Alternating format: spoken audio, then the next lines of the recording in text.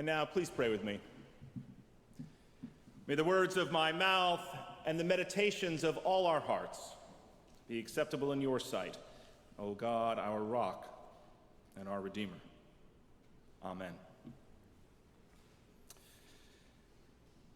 So earlier this week, as yet one more spat of torrential rains were pouring down, flooding the parking lot right out there in front of my house, I thought to myself, gosh, you know what would be really useful now? Walking on water. You know what I mean? Well, we're in luck because our passage for today addresses just this phenomenon. Maybe we can pick up some tips for the next big downpour that is on its way.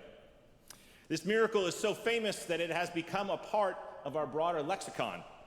If someone walks on water, he or she is elevated to an almost godlike status in our eyes. It's fun to toss around that turn of phrase, but looking at it more closely, it begs the question, what do we do with a passage like this one? I mean, did Jesus actually walk on water?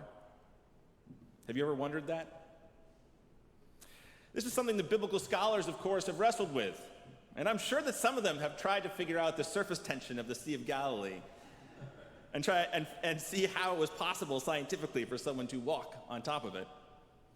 Others have focused on whether there's a corruption of the Greek text over time. They claim that in the theoretical earlier version of the text, Jesus was walking beside the water and not on it. Yet the text as it now stands clearly says in verse 24 that the boat the disciples were in was many stadia in Greek, or very far from land in the NRSV. So the theory of Jesus walking along the shore doesn't hold much water, if you will. Still, other biblical scholars have focused on the unusual word of ghost to describe Jesus showing up when he was on the water. Perhaps the disciples merely had a vision of Jesus.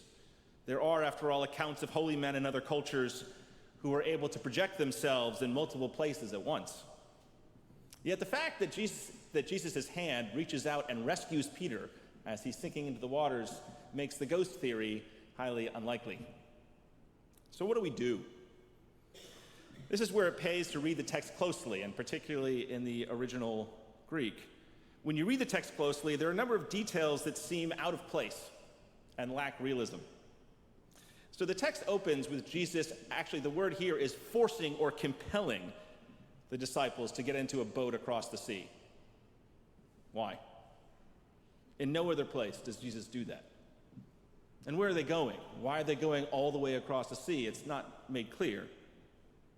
Then, and here's one of the most confusing parts, Jesus decides to walk on the water, according to the text, during the fourth watch of the night. Again, I wish the NRSV captured that. During the fourth watch of the night, which was between 3 a.m. and 6 a.m. in the morning.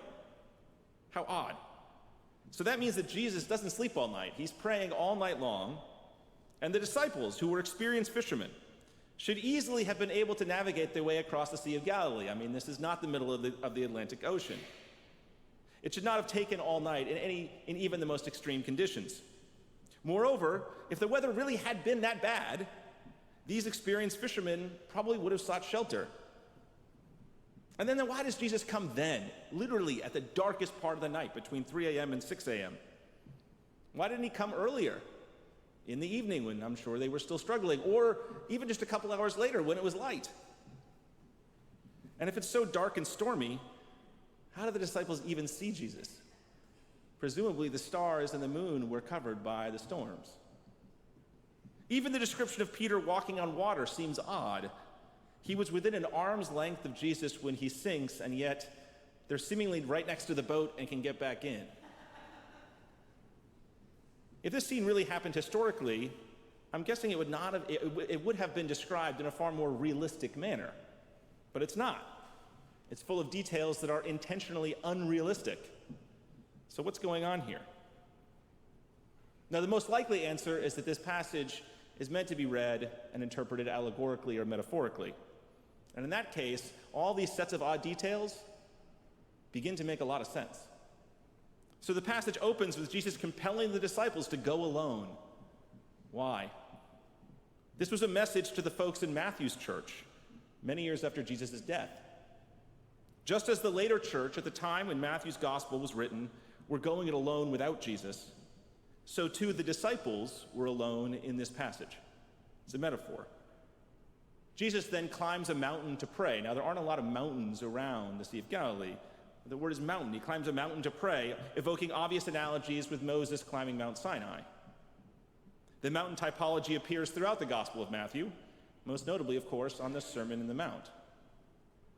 Throughout the Old Testament, the sea, the open water, is seen as a place of chaos and uncertainty. The storms on the Sea of Galilee represent the trials that the early church was going through in the time when Matthew wrote his Gospel. The disciples are literally in the farthest part of the sea and in the darkest part of the night when Jesus appears to save them. It's a message of hope for those who feel as though they are in the darkest and stormiest parts of their lives. And the ability to walk on water and calm the waters are explicitly actions that God does in the Hebrew Bible, in the Old Testament. We see that in Job, in the Psalms, in Isaiah, in Habakkuk. The fact that Jesus walks on water reveals that he is truly the God of the Old Testament. And then when the disciples are afraid and wonder if it's really Jesus, he responds with ego eimi, which literally means it is I. That phrase evokes the sense of God speaking through the burning bush in the book of Exodus. You have the sense of it is I. Any of these it is I statements evoke some sense of divinity when you have the Old Testament in your mind. And then in the conclusion of the whole scene, the end result is that the disciples worship Jesus as God for the first time. This passage is meant to show who Jesus is, and it alludes to a vast number of texts throughout the Hebrew Bible. That's the point of the passage, not getting caught up on the scientific reality of the miracle, which people in the modern age tend to get distracted by. And then, of course, there's the figure of Peter. This is the first time in the Gospel of Matthew that Peter is singled out for a special role. And 2 chapters later, Jesus will tell Peter that he is the rock upon which the church is built. But this is Peter's first key moment, his debutante, if you will. And what does Peter do? He asks Jesus to call him out of the boat so he too can walk on water. Now, this passage was meant for the church in the time of Matthew. The church at that time was struggling. This is, if you read your history, this is when the Christian church was just emerging and separating from the Jewish synagogues. They were facing persecution, and there were serious tensions with other Jews. They felt as though they were on a storm in the Sea of Galilee. But it's also a message, of course, for all of us. It's a message for the Hills Church and even for you. Jesus has sent you out alone. The waves are buffeting your small craft. The wind is preventing you from making much headway. Is that true for you now? Do you feel that way? It's pitch black in your life. You can barely see those around you. Life seems so alone. You feel the pitch of the boat up and down and feel the sting of the sea as the water is blown in your face. Then Jesus appears in some way. Maybe it's here at church. Maybe he shows up at your home or when you're out in your car. Wherever it is, you can see him, but not quite clearly. It's almost like he's a phantasm, but he's there. So what do? Peter stepped out of the boat. Peter, the exemplar of the disciples, puts his hands on the gunwales and shakily places his feet on the raging waters. Will you? Unsurprisingly, there's quite a bit written about the concept of faith. Just talk to any theologian, you'll get an earful of it. And in our passage for today, Peter steps out onto the water as an act of faith. So what is that? What does it mean for you? What does it mean to have faith when the seas are raging, things are chaotic, and darkness envelops you? In our contemporary world, faith is so often framed as believing a certain set of confessional statements that stretch credulity. That's faith. A person with faith affirms the Nicene Creed as it was originally and historically interpreted.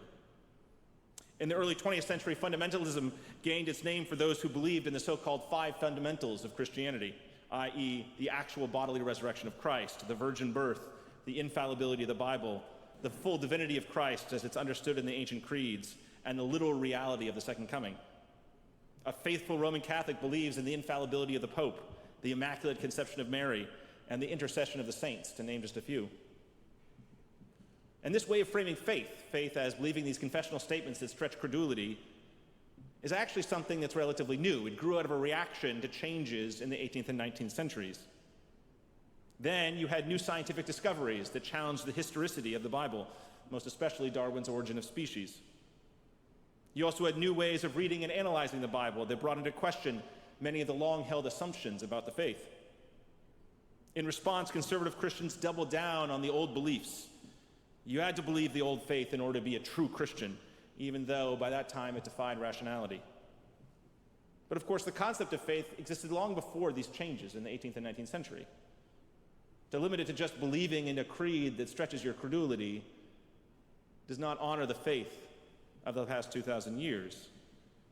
It means far more than simply affirming some sort of pre-modern confessional statements. I prefer to think of faith as loyalty and performance. That's the way I frame the concept of faith: loyalty and performance. Loyalty gets at the concept of faithfulness. To have faith in something is to be loyal to it. God or Jesus become your ultimate concern, in the words of the great theologian Paul Tillich, or your center of value, in the words of H. Richard Niebuhr. A faithful person strives to put God first in our calculations. He or she wants to be loyal to the example of Jesus and his teachings. We fall short of this, of course, but to be faithful is to try. Your loyalty to God shapes your life. That's one definition of faith. But there's more to faith than simply being loyal.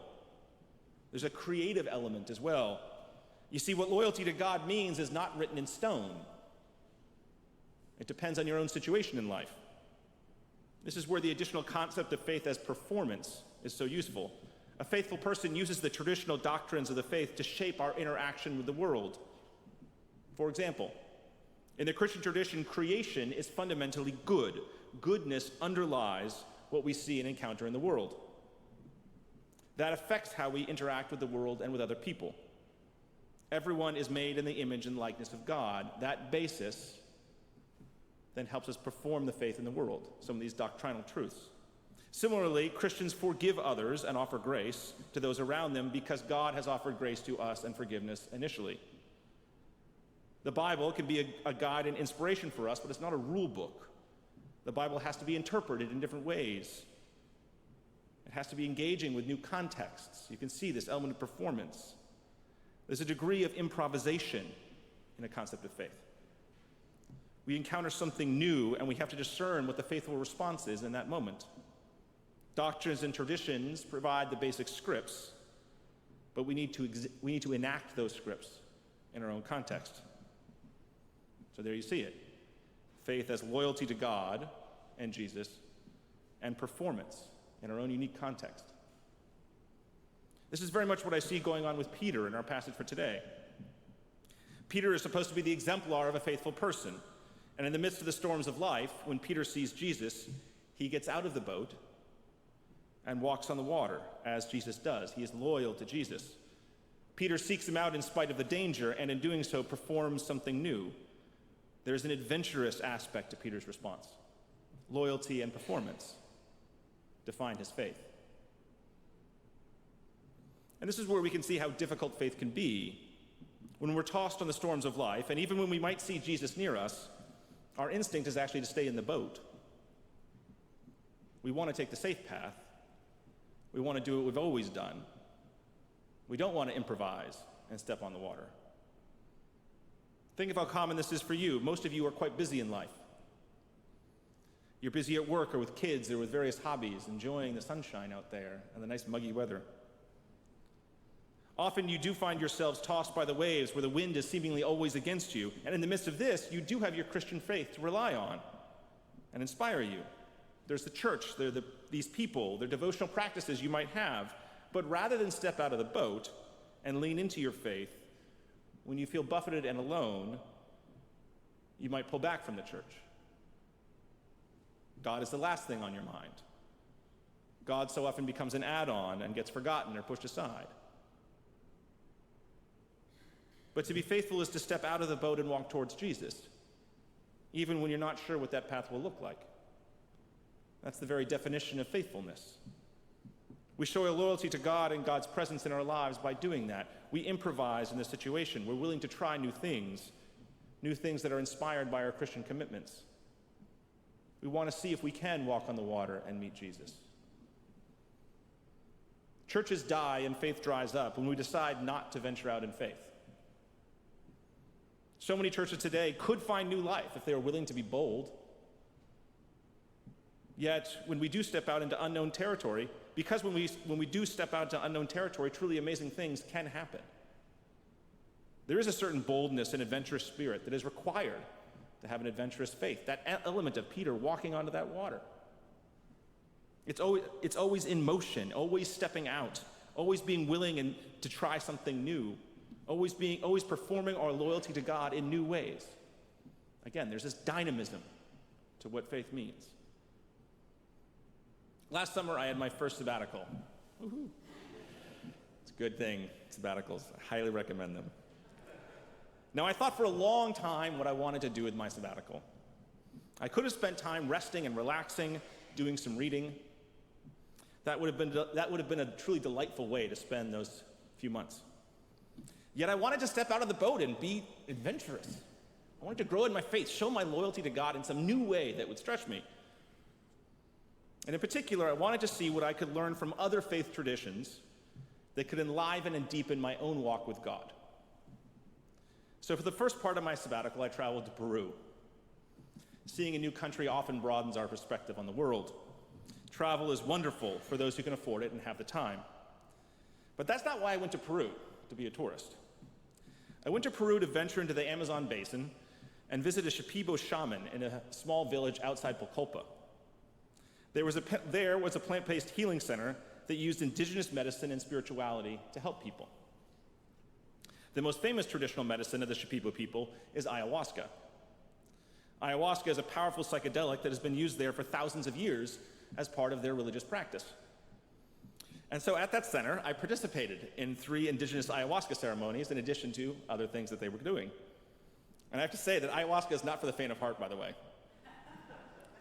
They put you on a strict diet, including fasting for 9 hours beforehand, and one of its characteristics is that you inevitably vomit during the experience. And it was an experience. Truly incredible and enlightening.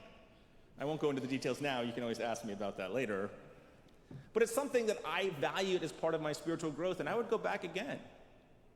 It stretched me in new ways. And then after Peru, I traveled through India, visiting various spiritual sites in the country and talking to people wherever I went. Traveling in India by yourself in the hottest time of the year without any real plan is not a relaxing experience. I had some pretty miserable moments in India. But I also had other times of profound spiritual enlightenment that changed me and my relationship with God. My sabbatical also enhanced my perception of Jesus and my relationship with Jesus as well through learning about these other traditions. And of course, there's no need to travel overseas to step out of the boat in faith. It requires, first and foremost, a commitment to being loyal to God and Jesus, even when the storms are raging and your instinct is to pull back and stay in the boat. How can we all aim to make God a priority in our lives? It can be something as simple as committing to read a book on spirituality that you've put off for a while. I bet you all have those books on your shelves. I know you're all readers, so. It can be committing to come to church every Sunday in the fall. There's something remarkable that happens when you're in this space week after week and it becomes a part of the rhythm of your life. It shapes the way in which you interact with the world. But it requires that initial commitment to say that, yes, this does matter. I want to be loyal to this. It can mean reaching out to someone on the parish register or someone we lift up in prayer on Sunday and sending them a note. One thing I love about this congregation, about all you people, is that you are so loving and caring for one another. It's one of the hallmarks of this congregation, and it inspires me. And you can do that more, too. We make that information available. Stepping out for you might also mean joining a small group that we're going to start up in September. I'm going to be on the warpath to get people signing up for these. So you can save me the emails and the phone calls and the bugging by just signing up initially once these come out. Because it will make a difference for you in your growth in the growth in your faith. That's why we want to do this and bring this back to the Hills Church. But then again, it might be something that's entirely different and something new that's unique to you, whatever it might be. How best can you, in your current situation, show your loyalty to God? What does that look like? What's the performance? How do you perform it now? What's the creative element to it for you? We here, the clergy on staff, are around to help you discern this. Set up a meeting with us. Talk things through. We'd love to hear from you. The performance of your faith might involve something entirely new and unexpected. And it'd be very cool to see what that would be. And here's an important element of taking spiritual risks. They might not work out as you intend. When Peter stepped out of the boat and walked to Jesus, it did not work out as he hoped. He saw the strength of the wind, even though he was near Jesus, and he became frightened and he began to sink.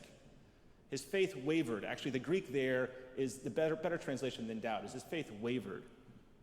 And frankly, I can't blame him stepping on that water. And I waver as well, we all do. But taking risks is a part of a faithful life. I took a big spiritual risk, I tell you, when I decided to go to a call at a church in Iowa back in 2011. I went out to Iowa in 2011 when I didn't know a single soul in the entire state, and I'd never led a church before. And I thought it was the right place that God was calling me to grow as a person and as a leader. And I have to say, I was right about that. I grew a lot, and I certainly had a lot of difficult moments, though. It was not easy, but just as Jesus reached out to Peter and lifted him up off the water, I also felt saved and lifted up at various necessary points in that experience. What led me to Iowa was my loyalty to God and my willingness to perform something new. Now, not every risk, of course, we take in life is a smart one. But when we take those risks for God, in the context of our faith, I do believe that Jesus will be there to support us. When we take risks for God, we are taking risks to learn to love more, to discover more about God and ourselves. We show our faith when we try to forgive someone. That can be brutally difficult at times. We show our faith when we try to love someone who can be very hard to love. We show our faith when we believe in ourselves enough to do something new. These things are crucial to do. They define what faithfulness is: loyalty to God and performing our beliefs in new situations. To be faithful is to engage in the world guided by the living interpretations of our texts and our traditions. We can't discover that life of faith, however, without stepping out of the boat and being willing to do that. So spend some time this week thinking deeply about this text. More than anything else, it is an allegory for our faith. Jesus compels us to get in the boat by ourselves and explore life. And in the midst of that journey, we're buffeted by the waves and often feel that the wind is blowing against us constantly and we're moving nowhere. Oftentimes, in the darkest time of the night, Jesus appears almost as an apparition. And it is then, at that point, where Jesus is calling us to step out, to show our loyalty to God, to push ourselves to perform what we believe, and to take risks for God. For it is in stepping out that we discover the true meaning and joy of faith. There's so much out there for you to explore. And tragically, you only get one life. So step over the gunnels, live your faith, and know that Jesus will be there to catch you. I'll leave you the words of the great adventurer Jacques Cousteau. If we were logical, the future would be bleak indeed. But we are more than logical. We are human beings, and we have faith, and we have hope, and we can work. We get to step out.